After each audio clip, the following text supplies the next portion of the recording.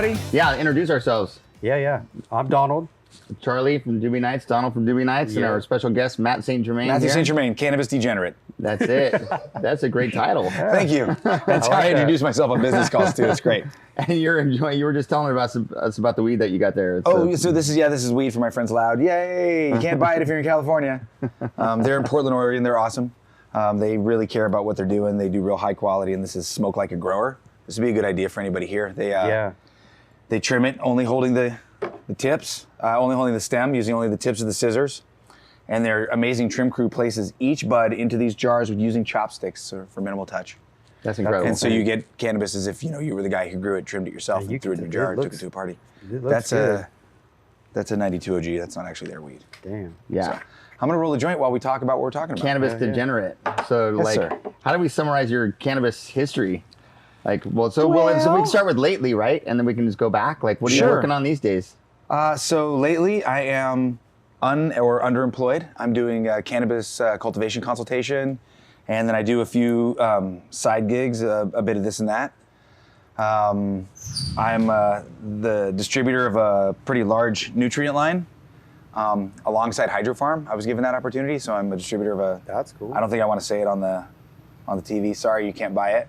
I'm kind of going back to the VIP model where you can't really do anything unless you know me personally.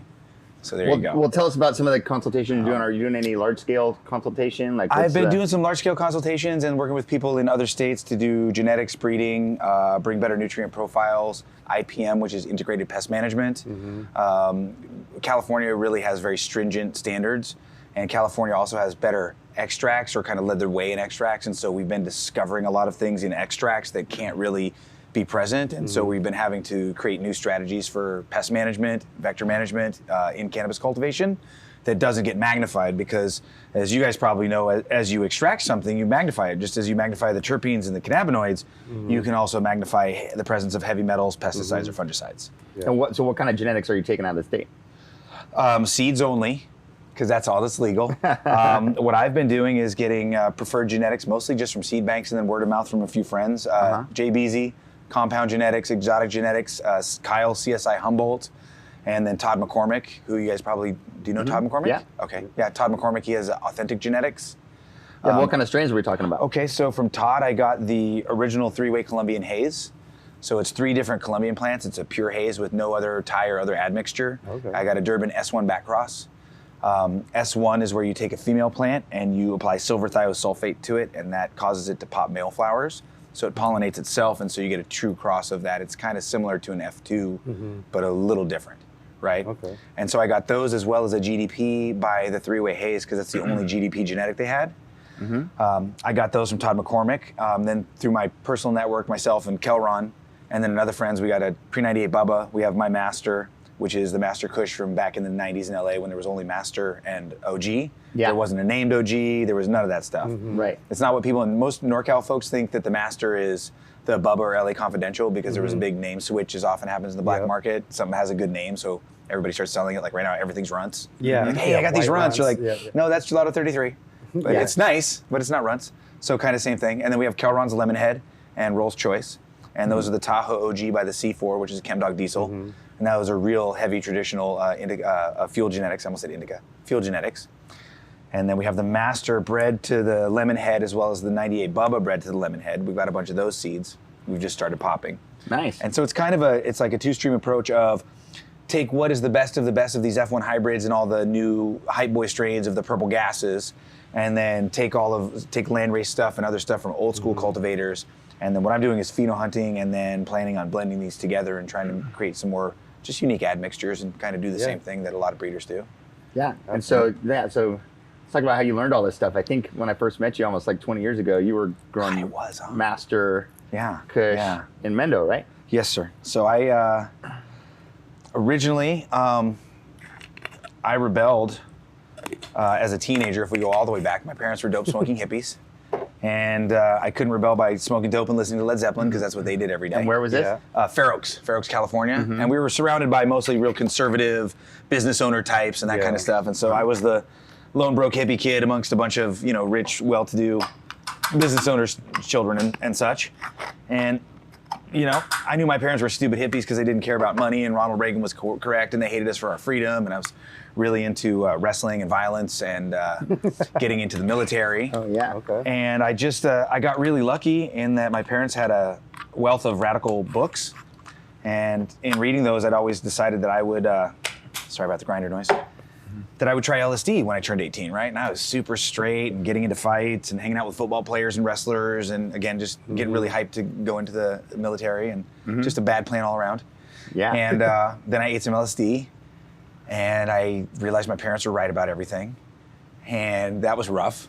So I stopped for a minute and kind of tried to reassess, and I ate it again. I was like, yeah, the message is definitely like, get along with people. War doesn't lead to peace, and unfortunately, my parents are right about everything.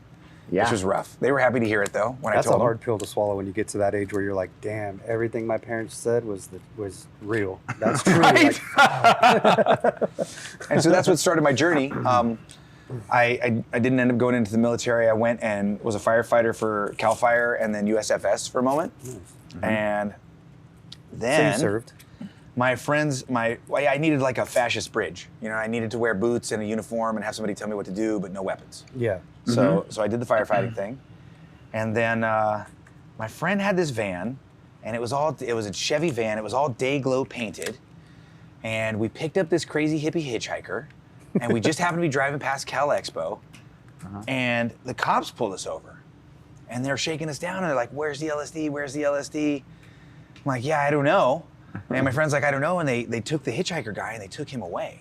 And we're like, that's weird. And then they ransacked our whole van. They couldn't find any LSD because we didn't have any. And so then they took off.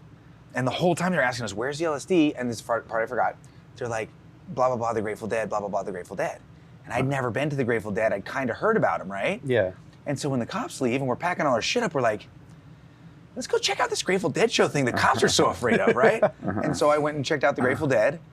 And then I just dove full on into the psychedelic world and the psychedelic black market, and that's when I started growing cannabis. And I did that in NorCal for a little while. And I kind of started to get too well known, and so a few years into that, I moved to Southern California. Tried to go straight, have regular jobs, work for Hollywood, do this and that. I was a chess tutor for the Malibu School District for a while. Oh, wow. And I just realized that kind of everything was a scam, and I was working my whole life for other people to be millionaires. And concurrently, even though I was new to the town, people kept offering me to like front weed to me, like pounds of weed to me, right? Like I'd meet some dude, I'd know him for an hour, we'd be hanging out. I was like, bro, can I like front you a pound of weed?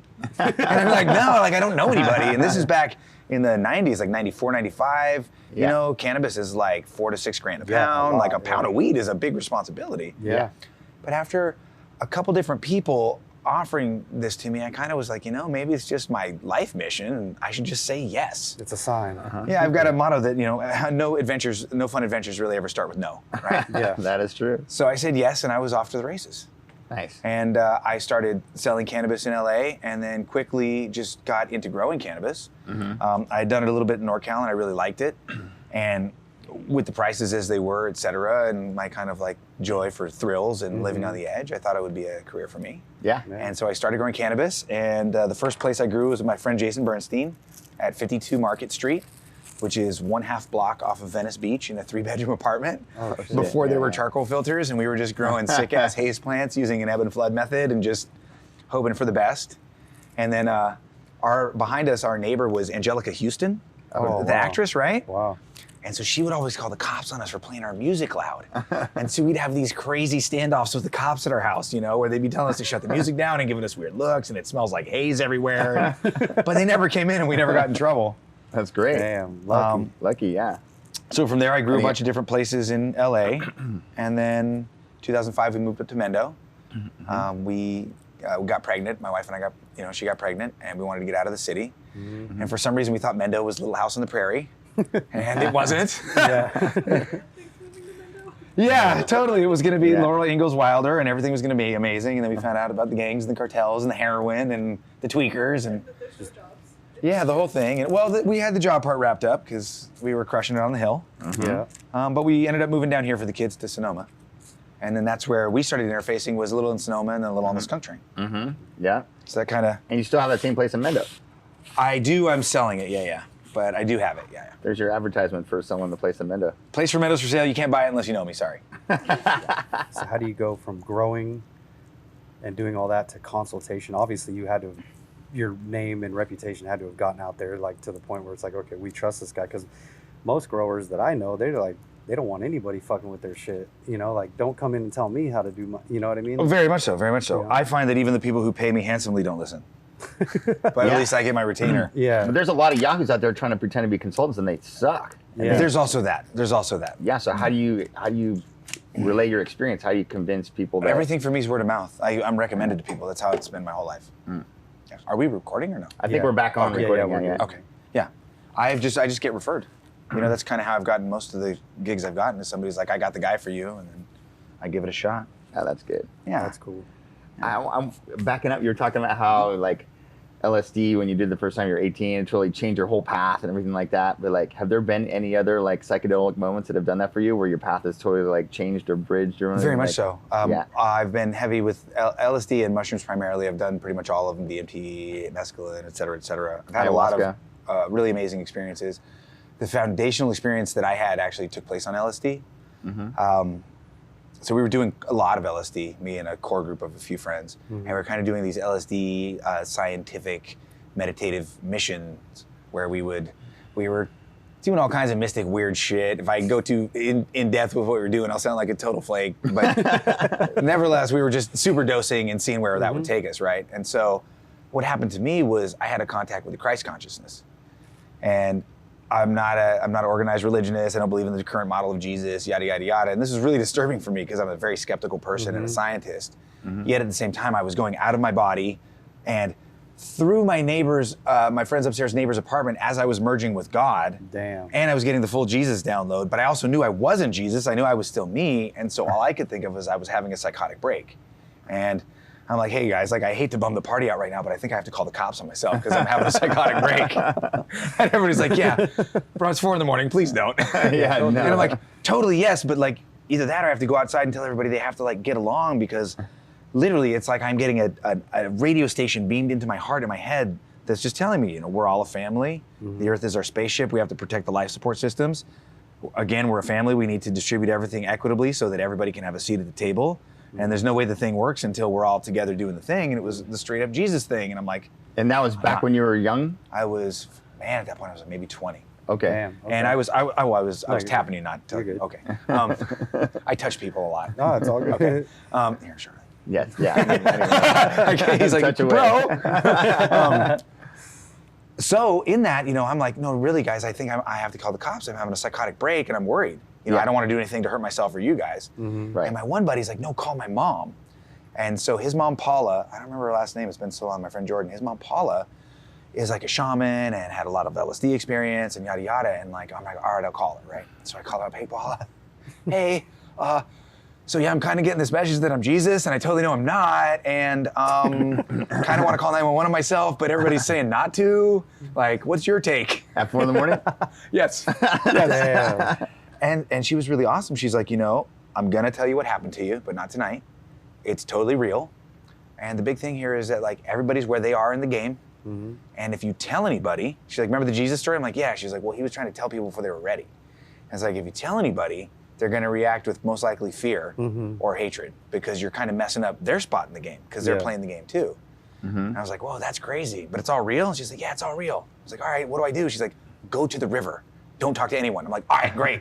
And so we just, we were near the American River in Fair Oaks, and so we just jammed out to the river for the night. We were totally fine. Now, the reason I tell this story is immediately the next day, I'm like, what the fuck happened, right?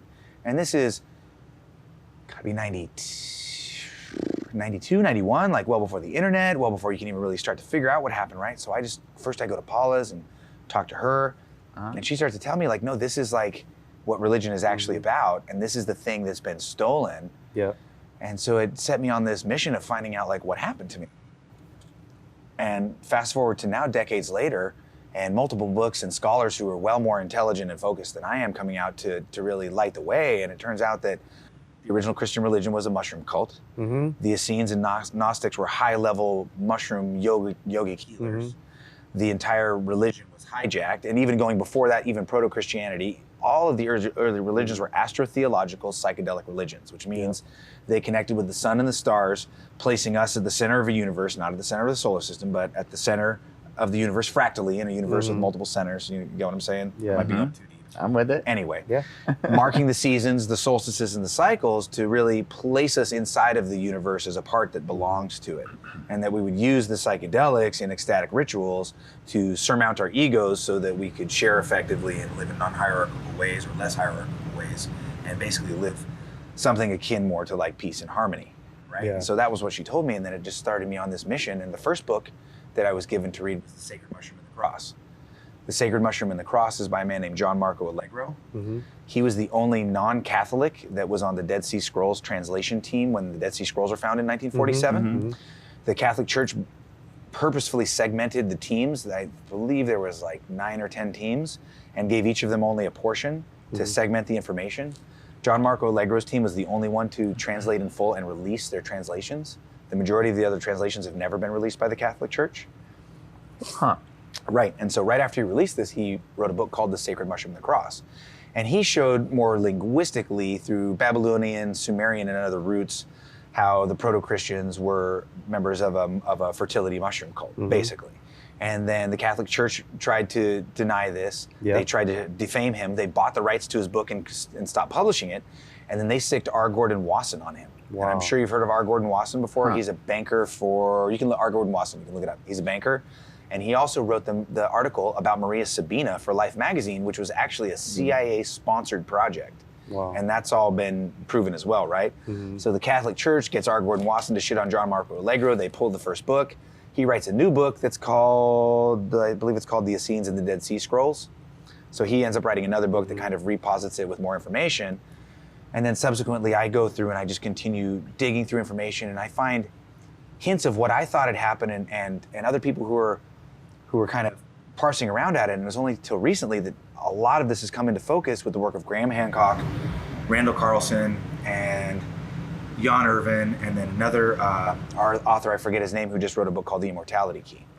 So Graham Hancock wrote Fingerprints of the Gods and Magicians of the Gods, whereby he was showing there was a transoceanic seafaring megalith building psychedelic scientific civilization that somehow got wiped out about 12,000 years ago, right? And he was always searching for the how did this happen.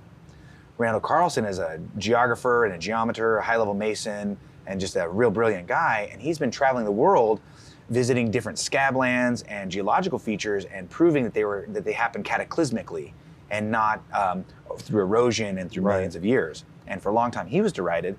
And now he's got a theory called the Younger Dryas Comet Impact Theory, DRYAS, and it's being accepted now by geologists and folks in those sciences. What does it say? That there was a comet impact that struck North America up around Canada, Greenland, around 12,000 years ago.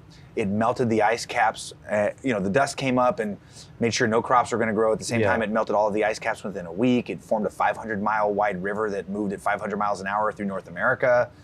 It rose all of the sea levels within days, 400 feet. And that's what sunk the scientific. That's where the Atlantis theory, the Atlantis myth and those come from, because all the oceanic civilizations were right at the water's edge, and then the water went up 400 feet. So it was a cataclysm, and now they've proven that all of the megafauna was extincted at that point, and they used to think it was through hunting, but there was no way the amount of people who lived in North America could have killed every single mammoth and tiger, et cetera, et cetera, et cetera. Also, humanity went from several million people to less than 1 to 10,000 people worldwide. So there was a global cataclysm, right? Everything changed, and then what I was thinking, and it's been mirrored in a book called Sahar Asia by a guy, James DeMeo, who's a pupil of Wilhelm Reich, the psychologist, is that it seems to make the most sense, and it kind of mirrors the Vedas, where they talk about humanity losing contact with the psychedelic substances, losing contact with the soma, right? And it makes perfect sense. So it would have been at that time, 12,000 years ago? 12,000 years ago, right? Where we go from building megaliths and seafaring star canoes, where we're settling Polynesia and all these different islands. And all of these races are coming together. And that's why there's traces of cocaine in Egyptian mummies. And that's why the tattoo and the South American chicken are in Polynesia. There's white, red-haired mummies with dreadlocks in the mountains of Peru to this day. The Olmecs have statues carved of Native American people, as well as people who appear black that have dreadlock braids in the back. They used to say that they could also be Native American, Southern Native American, because they look somewhat like that. But on the backs of the statues, they literally have dreadlock braids. and there's one with a beard, and Native Americans don't grow Or even beards, the right? pyramids that are like thousands of miles away, but they're like, you could tell they were built like. Just showing that They're humans around the so world were mobile and moving all around. Yeah. And we're teaching about a technology long term through stone, the only thing that's really almost immutable, right? And leaving these messages for all of us to discover at some point, right? And so my own thought was that when this cataclysm happened, of course, humanity loses contact with the psychedelics because now you're in a ecological catastrophe and you're just trying to survive, and most people are dying of famine, et cetera. There's not a lot of time for ecstatic ritual. And it seems like at that point, most likely is when the hierarchical, patriarchal cultures really began to give rise, right? Because people get mired in their ego. I might be going off on a tangent. So we are. Anyway, No, it's all good. It's all good because it's like I've seen so many. It's a things long story. recently, Oh, good. Like about the biblical stuff, and it's funny because I was raised in church, and and it's like the fact, like I read like the oil that you hear in the Bible with the literal translation points to it being cannabis infused oils. yes. And then it's like we believe like Jesus was like walking on water. Like or Moses saw a burning bush and it was God talking to him. That's like everything you hear of somebody doing like a psychedelic. That's the experiences. So it makes sense that like that's what they were doing. And You the know, like latest there's theory so is much proof. the latest but theory the is church will never let that come out to be like Right, and the latest series, the burning bush, could be actually Mimosa hostilis and some sort of like alluding to a DMT extraction. It's kind of Really? fringe, but so what I found through all of this information was that there are these extant cultures, and when you see the cultures that Catholicism and colonialism didn't really destroy, they are astrotheological. They're tied to the stars. They use ecstatic ritual. They use psychedelic plants if they have them. If not, then they'll use flagellations, fasting, or dancing, or other methodologies to get there, right? And so this is kind of a thing that's been going on for a long time. Yeah. And the next question was like, what happened? Well, it's really clear what happened. You can actually see it in the archaeological record once the Gnostic Gospels and some of these other letters and stuff were discovered. The Essenes and the Gnostics were operating in the Middle East with just a high level of personal integrity and self-efficacy. They were healers. They were really amazing, powerful people because of their contact with the psychedelics. They wrote, and this is what John and Mark Religer, other people posited, is they wrote all of the biblical stories in code because they didn't want the Romans and other folks that could misuse them, the Babylonians, et cetera, to get control of the psychedelics. They knew that they could misuse them for power purposes. So they wrote these encoded books. Well, people got a hold of the encoded books and they formed what were called literalist churches because they saw the personal power of these people and they got the texts, but they couldn't decode the codes, right? And so then you had two streams. You had the churches with the living water, which were the churches with the psychedelic sacrament, and you had the churches without. Those were the literalist churches. So you might have heard of the Council of Nicaea.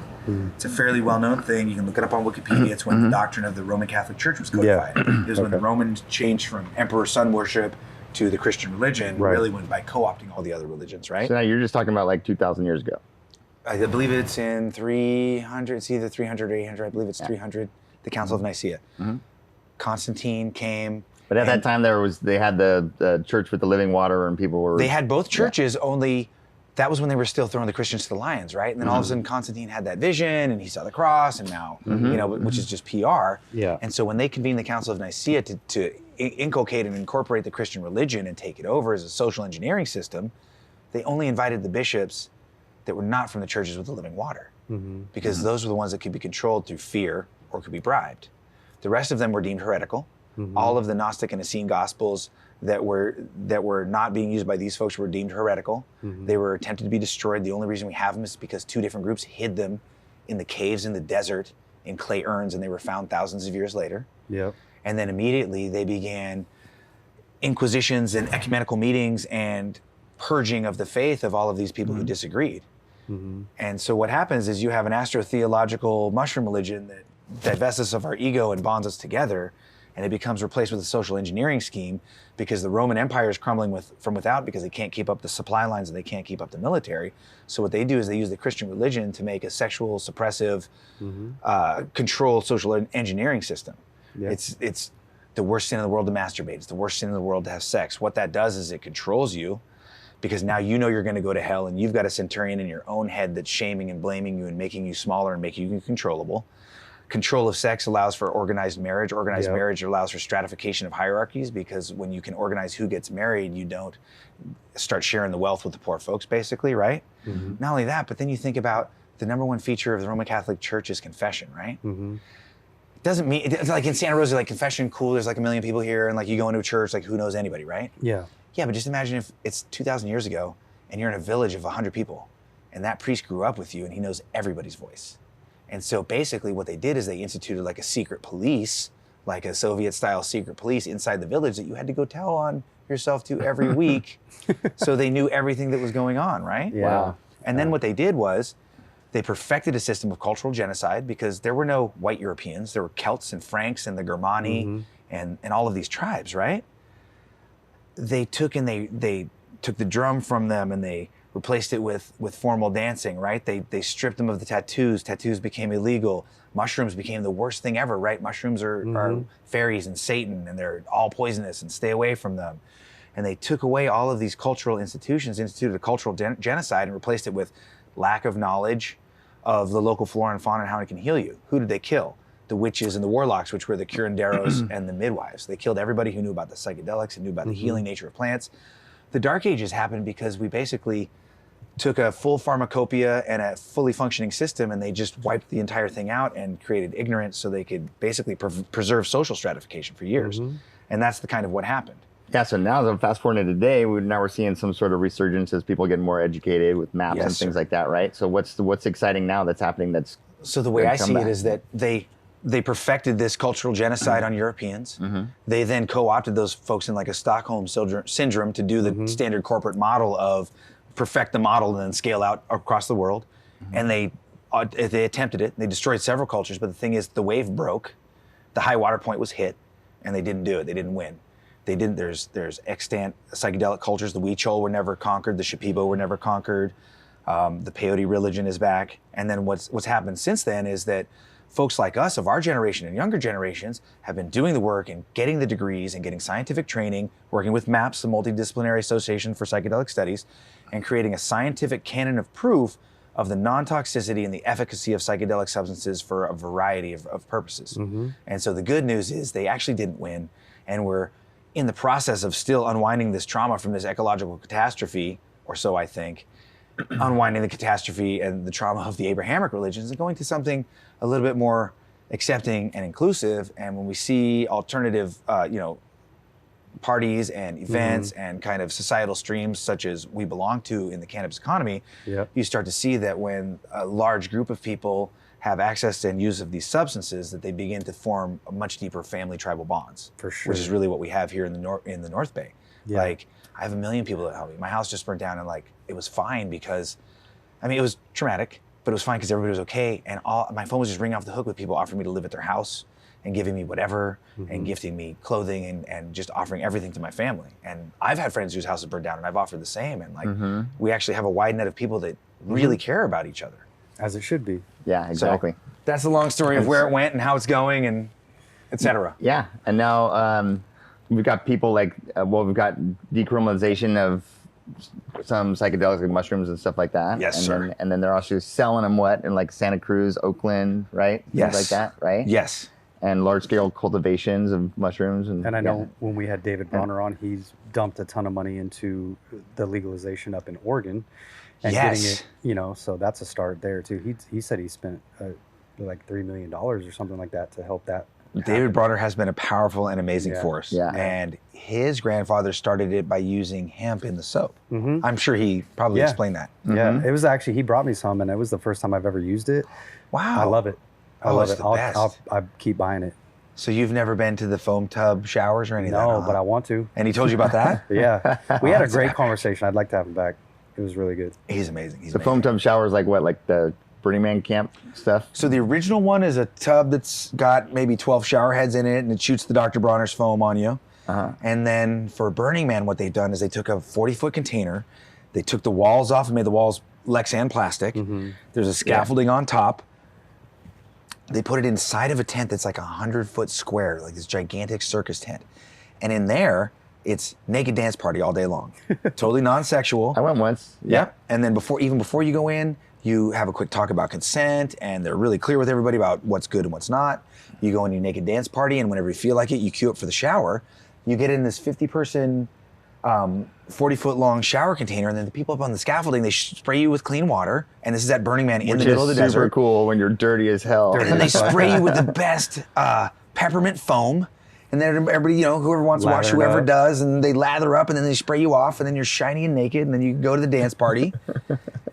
And it's one of the most amazing gifts to humanity I've ever taken part in. It's super cool, yeah. And you're okay being naked in front of a bunch of people? I am okay being naked in front of a bunch of people. Yes, yes. I used to not be. But I went to a hot springs. Control things, like, that it's not okay to be naked in front of people. Bro, pants are a scam, dude. But don't run around with your pants off because you will get arrested even though they're totally a scam. And also, one more thing, they're not a scam if it's cold. Pants are then amazing. Yeah. Wait, so that Burning Man's great. You've been a long time. Are you going this year? Are you going up there? We're going to go to Renegade Man. Renegade Man, yeah. Right? People are just gathering. People are going anyway, yeah. We're bringing sound systems and we're just going for it. Nice. That's cool. Man, I wish I could go to that. Why not? Well, just restricted travel, and I have some other things going on. Gotcha. Like with that weekend too, with other potential fun times. But that's gonna be fun. It's gonna be super fun. It's so cool. It seems like it's going to be pretty nuts this year because so many people know. Like last year was a few thousand and it was kind of under control. I think it's going to be a shit show, and I'm kind of excited. How many people for do you that. think are gonna come? People are thinking 5,000 to 10,000. Yeah, that sounds right. Have you brought your kids to Burning Man? No, sir. I like to have fun. Okay, there you go. Yeah. And my kids are a good time, but not at the festival. I'm paying too much money, and I just want to do what I want to do. I don't want to be responsible and remember to make sandwiches and all that stuff. Right. So the other thing you did recently that you thought was super cool is a Meow Wolf, right? Yes. Yeah. Yes. That was a blast. And when did you go? You guys both saw it different times. I just went this last weekend, Memorial Weekend, so it was a lot of fun. Yeah, and Cary Thompson, the artist, who's our friend who did Doobie Nights here, has part of the Omega Mart facility is a room that is his, which is like the space galactic portal room that you go in. So, I don't want to say what Omega Mart is because the fun of Omega Mart is discovering Omega Mart. Yes. But what I will say is Area 15 is amazing, and I'll give them a free shout out. It's like Burning Man fell it down into a 200,000 square foot warehouse in the middle of Las Vegas, a mile from the Strip. And it is the coolest thing I've been to so far in terms of it was the highlight of my weekend for sure. Yeah.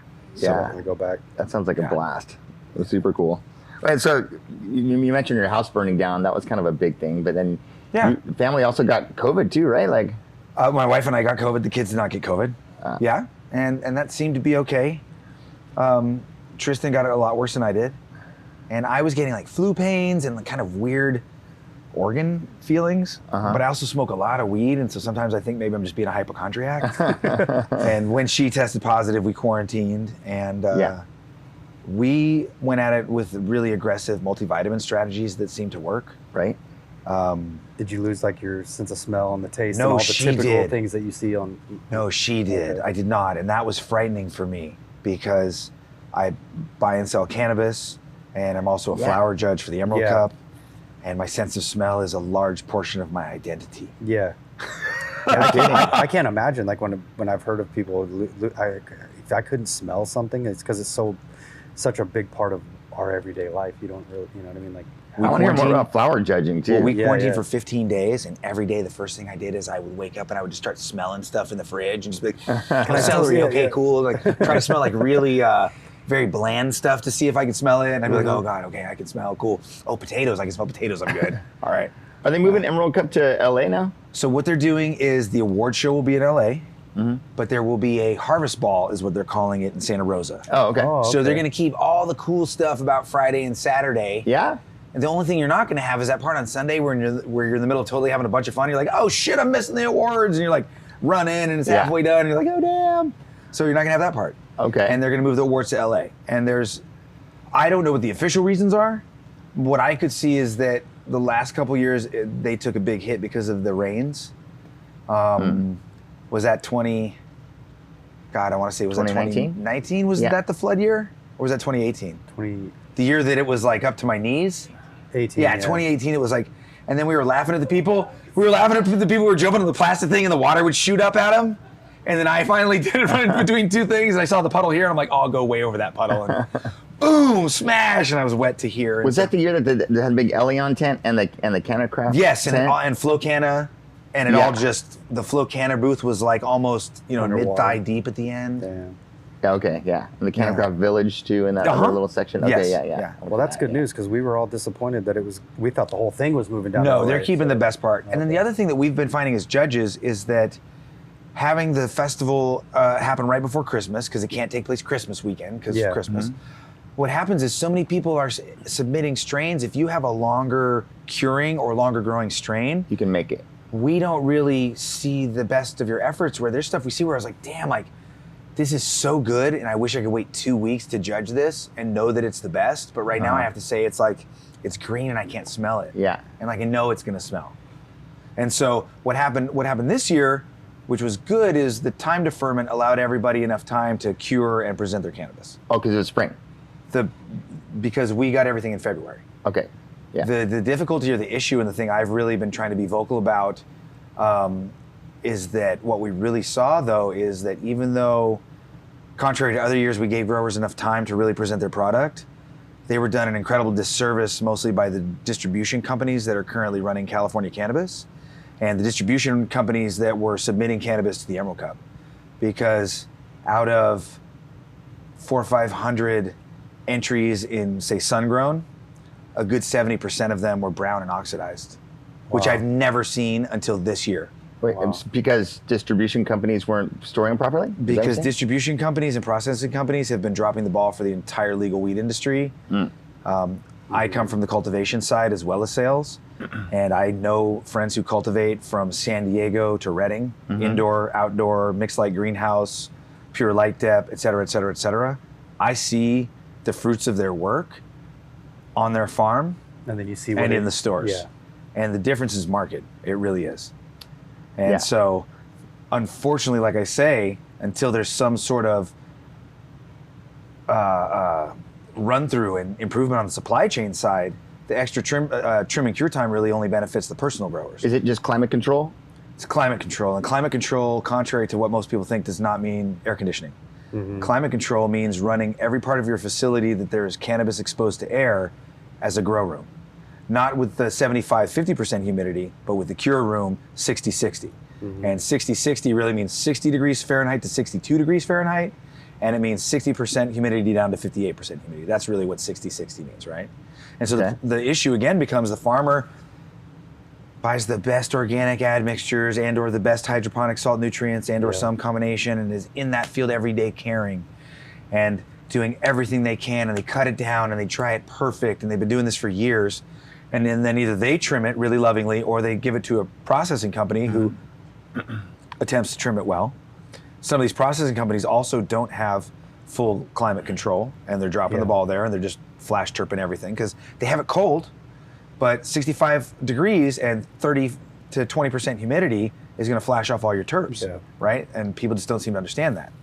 So they have to humidify the room. They have to run the room with humidity, with temperature control, and using a brain, using a logic circuit brain, and nobody does that. And so, what in the personal category, everybody's personal weed was trimmed kind of funky, but it was at least in good shape, and it looked nice, and it looked well held. In the commercial categories, this year really was like a very small pool of like 20% of the folks that didn't come to us with already, destroyed product. Did you try that Farmer and the Felon one? That one they had a couple. I tried winners. everything. Yeah. I was surprised. Yeah, they won. It was good. Yeah. And I was only surprised because I didn't know Cannacraft was even growing flower. I just always thought they did vapor cartridges. And I was stoked because they're friends of ours, and we were like, yay! Yeah. And What other it's cool friends? for us because like we have no clue. Like there's just all these jars Just and what's like in front of you. Yeah. yeah. And then when it was like Cannacraft 1, I was like, oh woohoo! Like I didn't even know they were growing weed. It's so awesome. What other friends got awards? I believe Rebel Grown placed fairly high again. They place high. Dan places high almost every year. I know Connected won for Mixed Light. I don't know them, but I know they won for Mixed Light with their Gelinade. And they pretty much won because it was like a pretty unique terp. Everybody else was coming through with a standard ice cream cake or other cookies, this or that. And so then it was the Gelinade that won. How do you get to the point where you can smoke that much weed and judge, and like, because I feel like if I smoke that much, like after about 4 or 5, I'm gonna be like, I can't even think of, Agreed. It's a unique skill set. Yeah, I can. Not a lot of people possess it, and I've been honing it for years. It's just the folks that they hire to or engage with to be judges in every field are used to that world, And the thing is, you can always tell the taste, you can always tell the smell. And people will be like, well, how can you really tell what's getting you high? So there's that's two what formats, okay? So we have in-person meetings that last for multiple hours, and then we're sent home with samples of everything. Oh, okay. So there'll be an in-person meeting where we can see the big jars and we kind of do an initial grading, because if it already doesn't smell good, I don't even need to smoke it. You're not a winner. Like, thanks for entering, you didn't win. So for the first thing we do is just a visual and olfactory grading, which is smell and look, and if you make smell and look, good. And then we'll go through and smoke everything, and we'll pull some other things too to smoke from our samples just in case, maybe kind of on the random. Right. Yeah. But so first we identify what look like the first clear pool of winners, and we go home for a week, and we just spend every waking moment smoking joints or bowls, however we do it. And the cool thing is now with cannabis, kind of being legal, when I'm on a conference call or whatever, I'm just like, you guys, I'm judging. Someone else take notes. If I'm screwing it up, I'm sorry, I'm so high. And then everybody gets to giggle and laugh at me, and that's cool. And we move forward. Yeah. Are you mainly smoking flower for fun at home and stuff like that, or what do you? I smoke flower 90% of the time. I will do dabs once a week or so. I really like to stay up on all of the strains and all of the technology and what's current. What are you dabbing? I mostly smoke splash solventless and/or honeysuckle lotus, which are a couple of off brands. 710 and Papa's and Barkley are the best on-brand rosin that I've tried. We have both those here in store. And Papa's and Barkley, I was so amazed because when I first saw them, it was the pet stuff, and I thought they were super mega corporate, but they're not. Yeah. And I had such a poo-poo attitude, and then I tried, I think it was the pink lemonade or pink panties or something, and it was just amazing. I was like, wow, hats off, these guys are crushing. Cool. I know, I was surprised when they came in, because I'm like, all I knew they did was like the rubs and all this stuff. I'm like, oh, they do concentrate too, okay. Yeah, I think everybody kind of in the game all had the same opinion, and they were like, wow, these guys just blew us away, wow. But then it turns out they're not corporate anybody, they're awesome people from Humboldt, and their branding was so good that a lot of us probably jumped And they really care about their quality too. Like, they made us sign a thing saying that we would keep it refrigerated immediately. It couldn't, you know what I mean? Like, we can't even store it out on the shelves. We have to take it out of the box. And that's what has to happen for all of the flowers and all of the concentrates.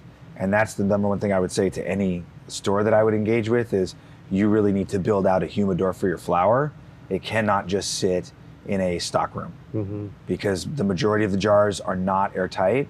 The majority of the bags seem to be all right, but there's just too much ability to damage your product. And you could control that climate because you're not adding a bunch of HID lights or anything crazy. You could control that climate with an ultrasonic humidifier, a dehumidifier, a brain that costs you $400 in your current HVAC system. But and for us, that'd just be in our vault, right? Yeah, just be in the vault. And do we have any controller? We really don't at the moment, but that would be a great thing. I was just thinking, like, damn, that's your next consultation. Yeah, that's good. Like gig, like you should. Just, I've been telling everybody for free because I want them to do it. And every brand I've been engaging with, here's what I would do. Number one, grow better weed than everybody. Yeah, probably easier said than done. Whatever. Once you have better weed than everybody, or if you're already one of those brands that just cares so much fanatically, and you haven't been in this race to widgetize cannabis and lower all your inputs at every cost, if you've really been trying to create quality cannabis and you believe in what you're doing, take your brand and buy a Curador and go to a store that you have a relationship with and say, hey, until you have a walk-in fridge, I'm gonna give you this Curador. It's got my sweet brand wrapped all over it, and I will keep it stocked with flower. And if you wanna engage with me, you can have my Curador and sell my weed, and if not, it's cool, I'll go find somebody who does. I actually was just doing some research on humidors because I was thinking the same thing with some of our high-end flower where we wanna be able to show people, because it's in bags now, so you can't always see it. Yes. And we could store it in there and it would be okay. But they're not cheap to get one that would go out on the floor. It's going to cost you a couple $1,000s, and it's going to be well worth it. Yeah. Well, a lot of our stuff is just display, so the stuff in the back we could keep it there. And our vault's really not that big. We really have everything lined up. And it's very dark already. So we can humidify that and climate control that better. You can do it for $1,000 or less. Yeah, that's a great idea. We should totally do that. We're going to implement. And the thing I've been saying is, the first person to nail that experience that we've all, you're younger, but I'm just going to make an assumption that I'm you've almost bought. 40. Oh, really? Yeah. Wow. Okay. Well, we need to talk afterwards, bro. I need your regimen. I think maybe I've been in the sun too much. Maybe. Oh yeah. I had this dream that I was going to turn into like a leather briefcase, like Jack Palance or one of those old school cowboys, and it's happening. But I've just been saying the first person who really creates that experience of like popping the lid and just like, oh my God. Yeah. Like they're going to capture the entire market because that's not happening in the legal market. Right. And one of the things I'm on Clubhouse. You guys on Clubhouse? I'm not. It's a really cool forum for people to talk, and there's these mediated rooms. And I've been kind of advocating for the same thing there and just trying to give away, because they have these talks with legal cannabis, like legal cannabis is so great, and like, why isn't it working? And like, it must just be the prices because of the black market and blah, blah, blah. And like, I keep being honest, you guys, it's not prices. People would actually, Oh no, people will pay. like normal customers would rather, human beings, you know what I mean? They'd rather just not worry about shit and go to a store and get the thing. But it's not, for some people it is the price, but for the majority of people it's not the price. What it is they know if they go to their friend, all of his pounds are under his bed or in his coldest closet or under his house, and he safeguards them with his life. And the moment they get that bag, it's just so fresh and unbelievable. When they open it, and they get that smell, it's like, whoa, look, it sticks to my finger, bro. Yeah. It sticks. I don't know if you've ever done this, but like you stick it to your forehead and you're like, ah, right? And like, that's what has to be recreated on the legal side. Once that experience is recreated and that type of joy is sparked by cannabis flowers on the legal side, then we're gonna have a real neck and neck race. That's good. In my opinion. I also don't know anything. I'm an idiot. I can see that happening in like boutique like stores like us that aren't like mega managed, whatever, that are really focusing on that quality. But I hope that the mega management stuff doesn't like further erode that kind of experience, you know. But like, there will clearly be two lanes. yeah, All of American business shows that. You know what I mean? There's McDonald's and then there's nice restaurants. You know, there's Whole Foods and there's Safeway. Right. And there's always a lane and there's always a demand. It's just you have to educate the consumer. You have to offer it to them. You have to offer it to them reliably. That's what I try. I've tried to explain to customers because they want to see it in the jars out there, and be able to like open it up and smell it. So it's like, but it only stays that great smelling flower for so long. And I've been to stores where I'm like, this shit has been on the shelf for way too long. Yes. And you can see it before you even open the jar. You could just tell from the look of it that it's been sitting there too long. And it's been exposed to UV light or temperature fluctuation, and that ruins cannabis. Yeah. Yes, sir. Yeah. I know 710 does a really good job with they have an airtight opaque jar. They've done a really good job with that. And then the Mylar bags are working really well. And then with their concentrates, we had to buy a freezer just to store their stuff. It makes sense though. You get, I keep all my concentrates in the freezer. Yeah. I had to get my own little freezer because I also store my flowers in the freezer. And I got in trouble because the freezer was so full of weed that we couldn't put food in there. Otherwise, like, dude, no, we need food in the freezer, dummy. That's hilarious. Yeah. We're missing running low on time on our. Oh, well, there we go. So, anything you're missing? No. What's next? What do you see what do you got coming up? I'm aimed toward cultivation and then genetics. When the house burnt down, I was in the middle of a big genetic project. I got really lucky and the plants all died in the fire, but the seeds were viable. Nice. And so right now we're popping seeds up at my friend Kelly's house. We're a nursery, not house. We're pheno hunting up at his legal nursery on Ocean Springs Road. And we're also in San Lorenzo at another grow doing some other pheno hunts. And basically I've been accruing seeds from top name breeders as well as from friends, looking again at both land races and newer genetics. And then my plan is to begin popping, pheno hunting, and doing some intelligent pairings and try to create some things that are unique and yet in demand. You might have to reach out to him because we've talked about the possibility of carrying clones. And my idea was, not necessarily to store them here because there's so much that goes into like making sure they're good here, but like, so we could like have like a every 2 week clone drop, and we could take orders for 2 weeks, and then we could ahead of time be like, hey, Matt, we need this many of this. I can arrange that for you with extant nurseries I have that have long track records of good operation, no bugs, and actually having clones on a reliable basis. Yeah, and then and then the customer just has to show up and pick it up on that day, and we don't have to really, You'll have to stage multiple hundred clone buy-throughs, so you might want to arrange like a clone club and drop days or something like that. Yeah.